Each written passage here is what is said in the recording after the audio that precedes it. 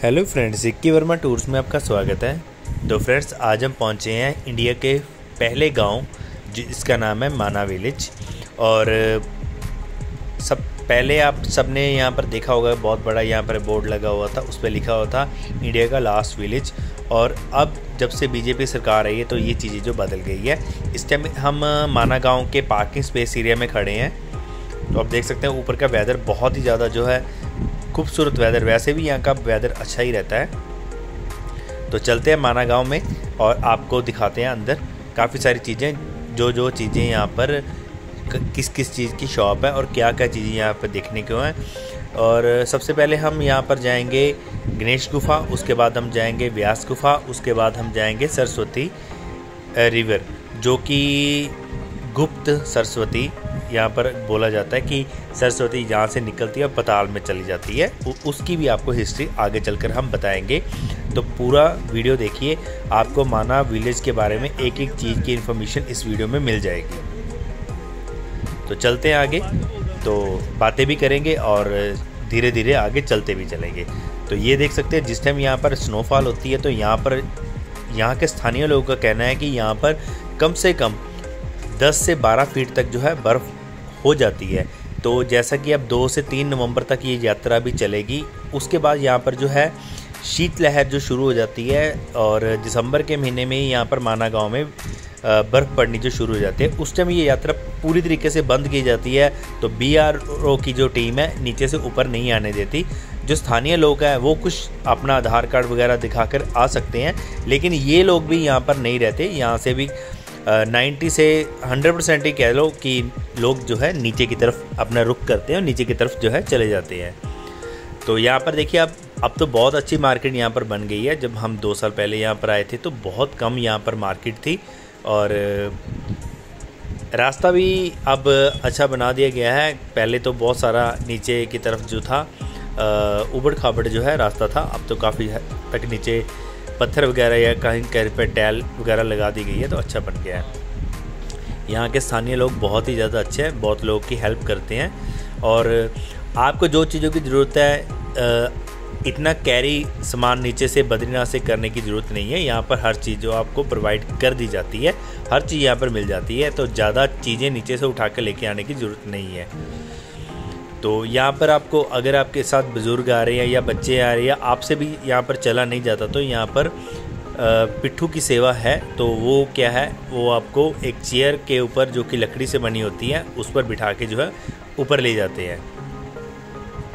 तो उसका चार्जेस जो होता है, वैसे तो उसका चार्जेस वेट के हिसाब से होता है, लेकिन तकरीबन 500 रुपये से शुरू होकर 1500-2000 रुपये तक जो है चार्जेस या इसका चला जाता है वेट के हिसाब से। और जो चीज़ें आपने देखनी है उसके हिसाब से भी ये यहाँ पर जो है उसके चार्जेस लेते हैं। अच्छी ऑप्शन है, बहुत सारी मेहनत भी है इसमें। तो जितने, अगर ये 1000 रुपया भी 1100-1200 भी अगर आपसे मांगते हैं तो ये बहुत ज़्यादा मेहनत का काम है। तो आप ज़्यादा बार्किंग इनके साथ मत कीजिएगा। और अगर 1200 कहते हैं तो 1100-1000 तक ठीक है इनका रेट, क्योंकि हमने देखा है यहाँ पर बहुत ही ज़्यादा, देखो कई लोगों का वेट, हम ऐसे ही चल रहे हैं तो इतनी सांस चढ़ रही है हमें, तो ये किसी को उठा के जाना बहुत ज़्यादा मुश्किल भरा काम है। तो इसलिए ज़्यादा बार्किंग इनके साथ मत कीजिएगा। तो ये आप सुंदरता आप देख सकते हैं। तो एक कहानी के मुताबिक यहाँ पर जो पांडव थे वो अपना यहीं से जो है स्वर्ग की तरफ गए थे, ऐसा इन लोगों का मानना है यहाँ पर। और बहुत सारे यहाँ पर जो संत बैठे हैं, कहीं कहीं जो मंदिरों में बद्रीनाथ, उनका भी यही मानना है कि यहीं से पांडव जो है स्वर्ग की तरफ गए थे। बहुत अच्छी लोकेशन पर ये बना हुआ है, बहुत ही ज़्यादा। हमें तो यहाँ पर आकर इतना ज़्यादा हमें संतुष्टि हो रही है, इतना ज़्यादा मज़ा भी आ रहा है। ये देखिए कुछ चीज़ें यहाँ पर हैंडमेड चीज़ें हैं यहाँ पर, इसको भी आप ज़रूर कीजिएगा। बहुत ही ज़्यादा बिल्कुल ओरिजिनल चीज़ें हैं यहाँ पर। हाँ, थोड़ी बहुत इस पर बार्किंग हो सकती है। तो ये चाय है, तो यहाँ की लोकल चाय है, इसको भी आप ज़रूर। यहाँ पर जो लोकल चीज़ें होती हैं, जैसे ये चाय होगी या और चीज़ें भी होती हैं, यहाँ के वूलन हो गए, और चीज़ें भी बहुत सारी चीज़ें हैं। तो आप इनको भी आप थोड़ा बहुत ट्राई कीजिए। देखिए ये भी हम पर ही डिपेंड है ठीक है। अगर यात्री आते, क्योंकि इन्होंने जो सिर्फ 5 से 6 महीने यहाँ पर बैठना होता, 5-6 महीने तो ये भी लोग जो है फ्री होते हैं। तो बहुत मेहनत भरा काम है, ये देख सकते हैं बहुत सारी चीज़ें इन्होंने बना रखी हैं, तो काफ़ी मेहनत का काम है। तो हम जो जितने भी यात्री आते हैं तो हमारा ही फर्ज बनता है कि हम कुछ ना कुछ इनसे ज़रूर लेकर जाएं। तो चलते हैं आगे की तरफ। तो थोड़ी दूर जाकर जी हम गणेश गुफा में पहुंचेंगे। तो गणेश गुफा का एक छोटी सी कहानी हम आपको सुना देते हैं, जैसा कि हम स्थानीय लोगों से ही हमने जो है पूछी है। इनका मानना ये है कि एक बार व्यास जी जो है गणेश भगवान जी से वेद लिखवा रहे थे, और जो रिवर है सरस्वती रिवर, ये बहुत ही ज़्यादा जो है शोर कर रहे थे सरस्वती माता जी। तो उन्होंने कहा कि सरस्वती मैया जी को कि बहुत सारा शोर हो रहा है। तो वो जब नहीं माने तो इन्होंने गणेश भगवान जी ने यहाँ पर श्राप दिया कि आप जहाँ से जितना आप दिख रहे हो इतने ही दिखोगे, और यहाँ से आप सीधा जो है पाताल में चले जाओगे। और यहाँ का कहना तो ये भी है कि यहाँ से सरस्वती जी निकल के सीधा संगम जो कि प्रयागराज में है, वहाँ पर जाके मिलते हैं। तो वहाँ पर भी गुप्ती है ये, यहाँ लोगों का मानना है।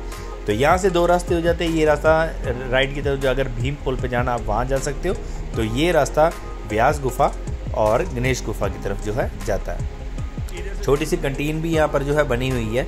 तो हम पहुँच गए हैं अभी गणेश गुफा की तरफ। ये यहाँ से जहाँ से 50 मीटर की दूरी पर ही है। तो अब जब यहाँ पर आओगे तो सारी चीज़ें आप ज़रूर देखिए। हम जैसे अब बद्रीनाथ की वीडियो हमने पहले आपको पूरी की पूरी इन्फॉर्मेशन दी थी बद्रीनाथ के बारे में, तो वैसे ही हम माना गाँव की इन्फॉर्मेशन भी आपको जो है फुल इन्फॉर्मेशन जो है दे रहे हैं। गणेश भगवान जी का भी अच्छा मंदिर, बहुत ही ज़्यादा पुराना मंदिर यहाँ पर जो है बना हुआ है।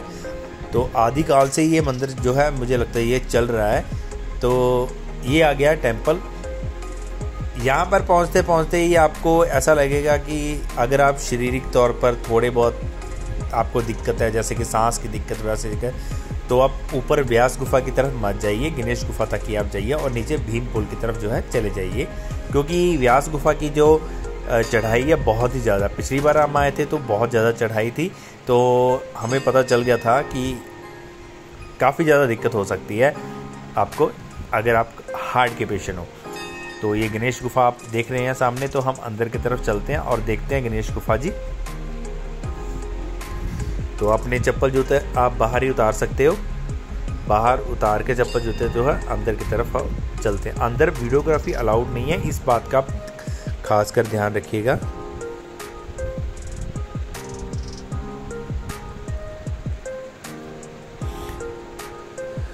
तो हम गणेश भगवान जी के दर्शन करते हैं। ये गणेश भगवान जी की सामने टेंपल है, और यहाँ की एक छोटी सी परिक्रमा है जो कि पीछे की तरफ, ये साइड में रास्ता है, पीछे की तरफ दूसरी तरफ से जो हम बाहर निकल जाते हैं।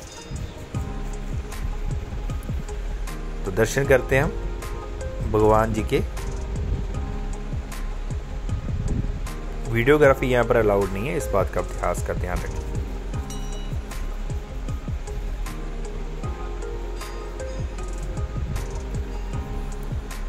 ये सामने आप गणेश भगवान जी के दर्शन कीजिए। तो फ्रेंड्स, हमने दर्शन किए और परिक्रमा लगाई गणेश भगवान जी की, और परिक्रमा लगा के जो है हम बाहर की तरफ आ गए हैं। और ये जो रास्ता जा रहा है ये सीधा जा रहा है व्यास गुफा की तरफ।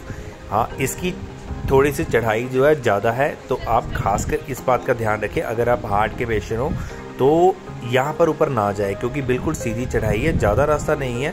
ज़्यादा से ज़्यादा 150 से 200 किलोमीटर का 200 मीटर का ही रास्ता है, लेकिन बहुत ही ज़्यादा खड़ी चढ़ाई है, बिल्कुल सीधी चढ़ाई है। आप खास कर ध्यान रखें अगर आप हार्ट के पेशेंट हो। तो हम भी चल रहे हैं, बार बार रुक भी रहे हैं, इसलिए हमने पीछे आपको बोला था कि अगर आप पिट्ठू करके आते हो तो उनके साथ ज़्यादा बार्किंग जो है मत कीजिए। यहाँ पर बहुत ही ज़्यादा मुश्किल भरा काम है। तो आसपास का वेदर देखिए, हम व्यास गुफा की तरफ हम पहुँच गए हैं। आसपास का सबसे पहले वेदर देखिए, आज बहुत ही ज़्यादा अच्छा वेदर है, धूप भी खिली हुई है, और आप वेदर देखिए आसपास का कितना ज़्यादा अच्छा है। ये सामने आप जहाँ पर ये फ्लैग दिखाई दे रहा है आपको, यही है व्यास गुफा जी।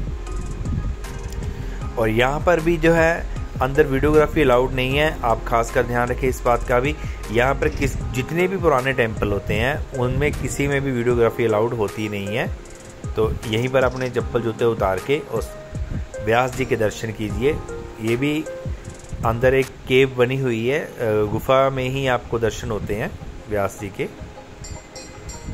तो इन्होंने भी लिखा भारत की पहली प्रथम दुकान, ये देख सकते हैं आप, ये दुकान जो है भारत की पहली दुकान है ये विलेज की।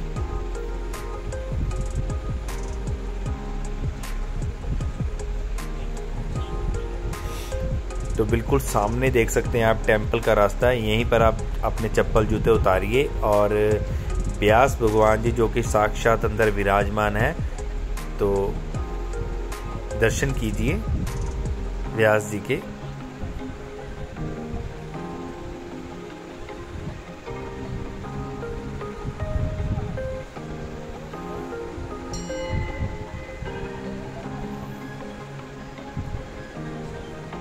तो ये कुछ और भी यूट्यूबर यहाँ पर जो है पहुँचे हुए हैं, इन्फॉर्मेशन दे रहे हैं।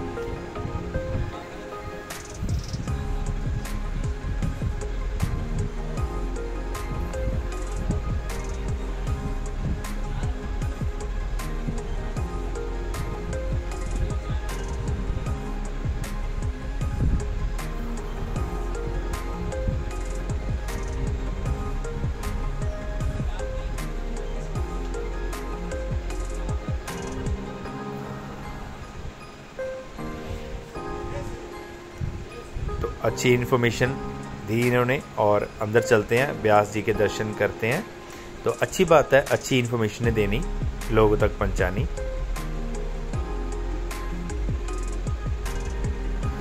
तो फ्रेंड्स, जब हम अंदर गए तो एक पंडित जी अंदर बैठे थे, उन्होंने बहुत ही ज़्यादा अच्छा ज्ञान हमें व्यास जी बारे और गणेश जी के बारे में बहुत ही अच्छा ज्ञान जो दिया। हिंदू धर्म के बारे में बहुत अच्छी अच्छी बातें उन्होंने बताई हमें। हिंदू धर्म के जितने भी भगवान हैं उनके बारे में बहुत अच्छी अच्छी हमें बातें सुनाई। तो इसलिए यहाँ के जो देवभूमि के पंडित जी है वो भी एक पूजनीय है हमारे लिए। तो हम बहुत भाग्यशाली है जो इन सब पंडितों के भी हमें दर्शन होते हैं, जो कि भगवान के चरणों में जो है बैठे हैं। बहुत अच्छी अच्छी बातें इन्होंने भगवान के प्रति बताई, व्यास जी के बारे में, उनके जीवन के बारे में बहुत अच्छी अच्छी बातें हमें बताई। और 10-15 मिनट कब हो गए हमें पता भी नहीं चला और अच्छी बातें सुनाई उन्होंने। और हमारा अब जो रास्ता है आगे चलने का, वो हम जा रहे हैं अब भीमपुल।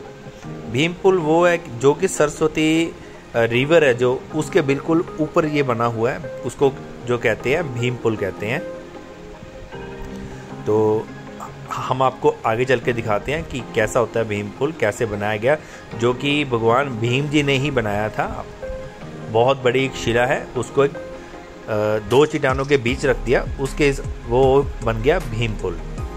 तो यहाँ से इस तरफ से आए थे लेफ्ट की तरफ, ये यहाँ पर बना हुआ है 300 मीटर है सरस्वती रिवर भीमपुल, इकट्ठे ही हैं दोनों। तो ये जा रहा है नीचे की तरफ रास्ता।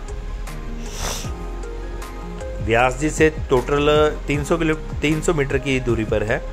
तो ये अब एक चीज़ आपने नोट कर रही होगी, जब से हम पार्किंग से लेकर भीमपुल आने वाला है तो ये घरों में जितनी भी शॉप्स वगैरह यहाँ पर बनी हुई है, आपको हर चीज़ यहाँ पर प्रोवाइड कर जाती है। इसलिए हमें कहा है कि आपको पीछे से कुछ भी लेकर आने की ज़रूरत नहीं है। जैसा कि आप बद्रीनाथ से सामान वगैरह लेकर आओ खाने पीने का या कुछ भी, यहाँ पर सब चीज़ें मिल जाती हैं। तो यहीं पर आप सब चीज़ें, क्योंकि यहाँ पर जब आप आए हो तो 2 से ढाई घंटे यहाँ पर लग ही जाएंगे, आपको 3 भी लग जाएंगे अगर आप थोड़ा सा और ऊपर की तरफ चले जाते हो। छोटी छोटी गलियाँ हैं और गलियों में ऐसी छोटे छोटे रास्ते बनाए हुए हैं। जब यहाँ पर यात्रा पूरे अपने पड़ाव पर होती है, जैसे कि यात्रा जब शुरू होती है तो यहाँ पर इतनी ज़्यादा भीड़ हो जाती है। तो अब रास्ता देखिए आप कितना ज़्यादा खूबसूरत है, आसपास का व्यू देखिए आप कितना ज़्यादा जो है खूबसूरत है। इसीलिए इस स्थान को देवभूमि बोला जाता है, जहाँ पर कण कण में मंदिर, भगवान और ऐसे महापुरुष जो पंडित यहाँ पर ज्ञान देने वाले पंडित जी हैं वो बैठे हैं। तो फ्रेंड्स हम अब बहुत आगे तक पहुंच गए हैं। ये जो गेट बना हुआ है, इस रास्ते से जो पांडव है आगे की तरफ स्वर्ग की तरफ चले गए थे। तो ये वो रास्ता है। तो बहुत सारे लोग ऊपर पार्किंग जाते हैं, 5-6 किलोमीटर ऊपर तक चले जाते हैं, वहाँ पर भी टेंपल बना हुआ है। ये सामने सरस्वती मैया जी का टेंपल है और आपको सरस्वती मैया जी का अब फ्लो दिखाते हैं, कितनी ज़्यादा यहाँ पर सरस्वती मैया जी आवाज़ करते हैं। तो ये देख सकते हैं आप सामने नीचे के भी सामने, वैसे अब थोड़ा थोड़ा दिखना भी शुरू हो गया पानी आप, और आगे चलकर आपको अच्छी तरीके से दिखाते हैं भीम पुल भी, और सरस्वती मैया जी के दर्शन भी आपको जो है करवाते हैं।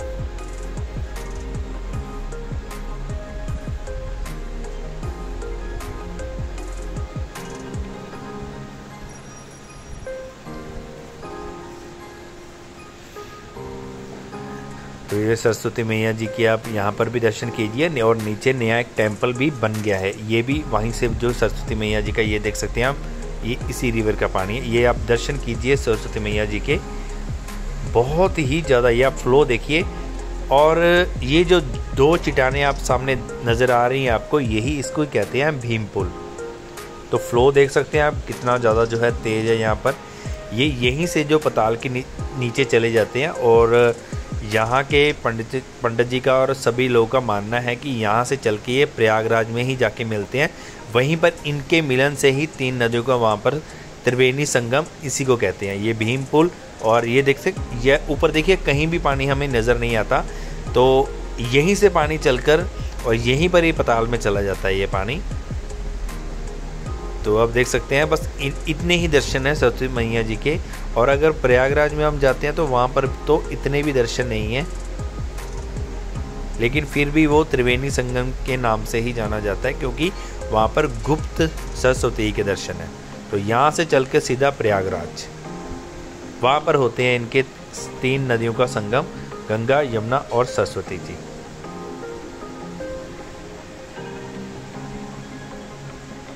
तो ये भीम पुल आप देख सकते हैं, 2 चट्टानों को जोड़कर ये आदिकाल से ये भीम जी ने बनाया हुआ पुल है। हो सकता है पहले यहाँ पर लोग जाते भी हों, लेकिन अब तो पूरी तरीके से ये बंद किया हुआ है, किसी को यहाँ पर जाने की परमिशन नहीं है, क्योंकि आजकल सेल्फी का जो है रवाज चल रहा है, और हर बंदा यहाँ पर ये नहीं देखते कि ये भगवान की बनाई हुई एक चीज़ है। तो गंदगी भी बहुत सारी यहाँ पर डाली हुई है, बहुत सारे लोग यहीं पर ही बॉटल, लिफाफे सब कुछ यहीं पर फेंक रहे हैं। हमने देखा नीचे सरस्वती मैया जी में भी लोग गंदगी फैला रहे हैं बहुत तरीके से। तो अगर आप इतने बड़े धाम में आए हो तो इस चीज़ों का आप खास कर ध्यान रखें। नीचे टेंपल भी है माता जी का। तो फ्लो देख सकते हैं आप, इतना ज़्यादा तेज़ फ्लो यहाँ पर चल रहा है सरस्वती में, इतनी ज़्यादा आवाज़ आप सुन सकते हो, कितनी ज़्यादा तेज़ी से ये आवाज़ जो है चल रही है।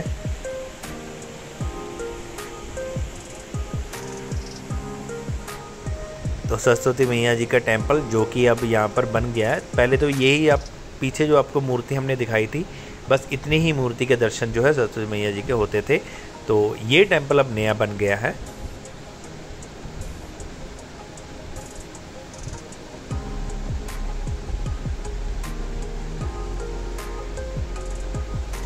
देवभूमि इसीलिए उत्तराखंड को बोला जाता है, क्योंकि कन कन में यहाँ पर भगवान, और कन कन में यहाँ पर टेंपल, भगवान सभी यहाँ पर विराजमान हैं।